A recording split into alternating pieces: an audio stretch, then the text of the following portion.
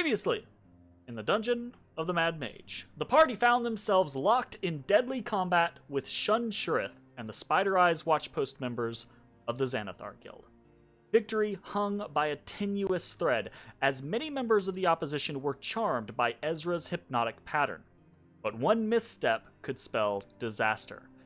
Fortunately, the party was able to steel themselves, control the tide of battle, and defeat the remaining bugbears. Then, though, there was the issue of what to do with those that were charmed. The party had limited time to act, not enough time to disarm everyone, not enough time to bind everyone. Death was on the table, as was the option of trying to knock all combatants unconscious. But in the moment, for the split second they had, the party's moral compass was not aligned.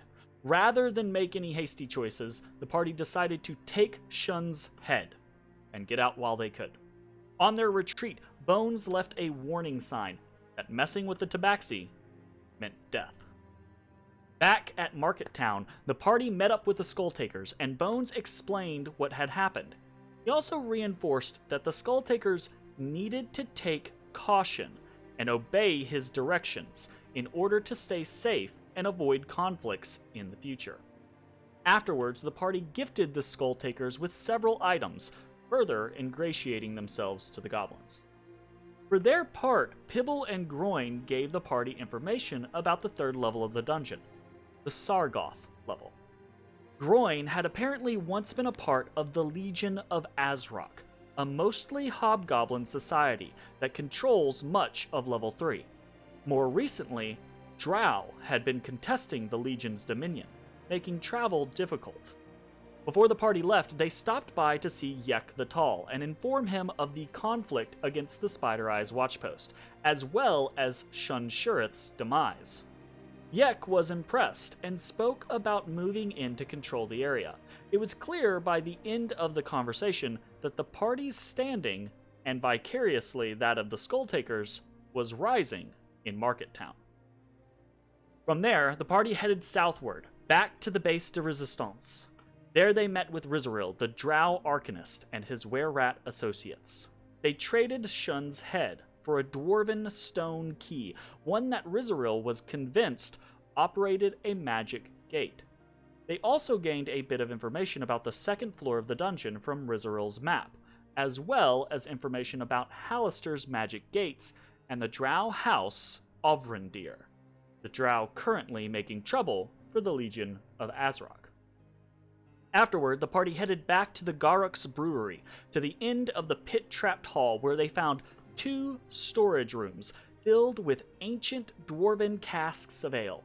Deciding this might be a good opportunity to gain some notoriety for the Lifted Spirits Tavern, Bone forced one of the barrels into his bag of holding, and the party resealed and hid the storage rooms.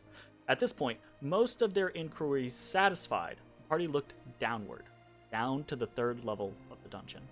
The trip took some time, down dank, winding staircases and long, abandoned halls.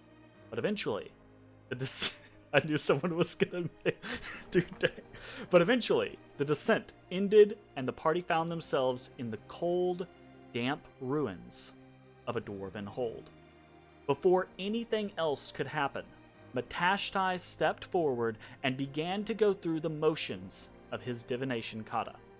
Tonbokiri, the lodestone, swayed back and forth, dipping, dipping, dipping, before straightening out and holding true. Southwest, on this floor of the dungeon, lay the first artifact in Matashtai's journey, becoming a master of his order. Hey everybody, thanks for watching. If you enjoyed the video, consider leaving a like, commenting, or subscribing. It really helps me out. If you'd like to see me live, head over to my Twitch at twitch.tv/thedistanthorizon.